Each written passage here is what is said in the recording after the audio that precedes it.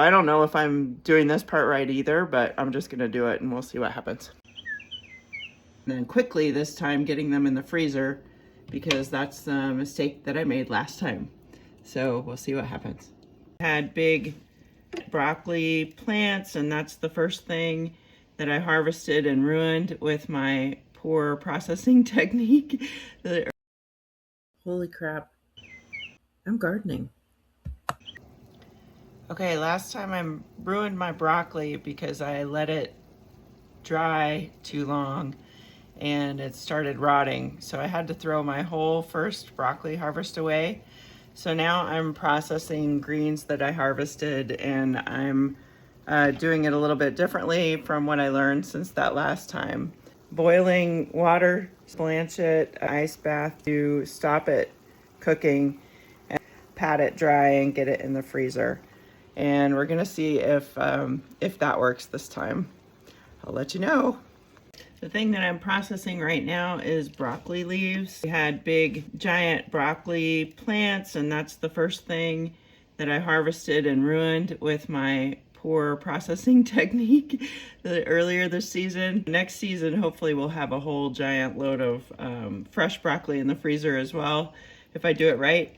But you can also eat the leaves and the tender stem, part of the stems, and it's really good. See, what I have here is a whole load of greens that I have processed that are broccoli leaves and stems that we'll saute up later, and they'll be delicious, sauteed in olive oil and salt and pepper, or maybe some garlic in there, and we can have those as side dishes for our dinners later this winter, or even as the summer goes on.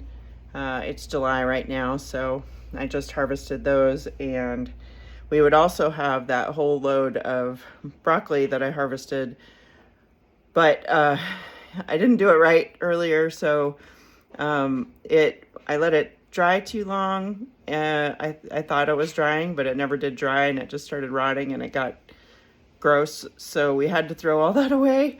Next season I'll correct that mistake, but so what we have left though, and there's still some growing, there's still a bunch growing in the garden, but what we have left is this whole pile of broccoli leaves. So I'm gonna pat it dry now, and then I'm gonna get it in the freezer, and we'll see how it does. I haven't even looked up any videos on if I'm supposed to be doing this with the broccoli leaves, and you process them the same way as the broccoli itself. So I don't know if I'm doing this part right either, but I'm just gonna do it and we'll see what happens.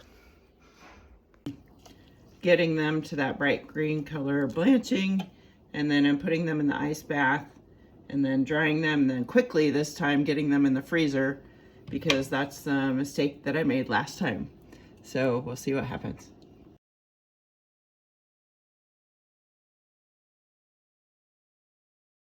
Patting it as dry as I can. It really doesn't get very dry.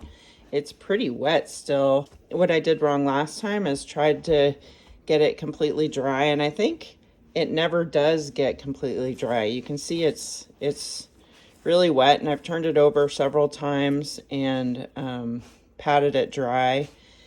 And I love the beautiful bright green color of it that the blanching creates.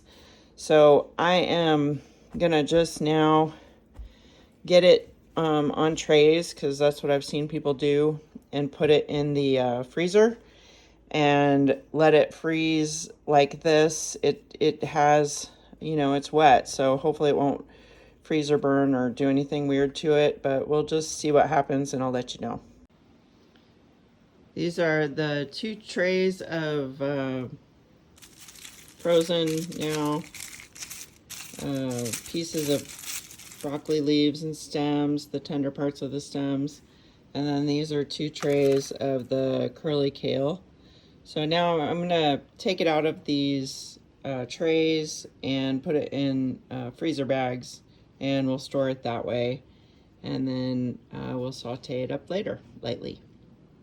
Also, we saved the water from the boiling all these vegetables for a soup base, and that gets frozen too, and then when it freezes, I'm gonna take it out of this container and put it in freezer bag to make it take up less space. Makes really good soup. Is that something that other people do to make their soup bases, is save the water from boiling vegetables or from crockpot things or sauteed things to make their soup more flavorful.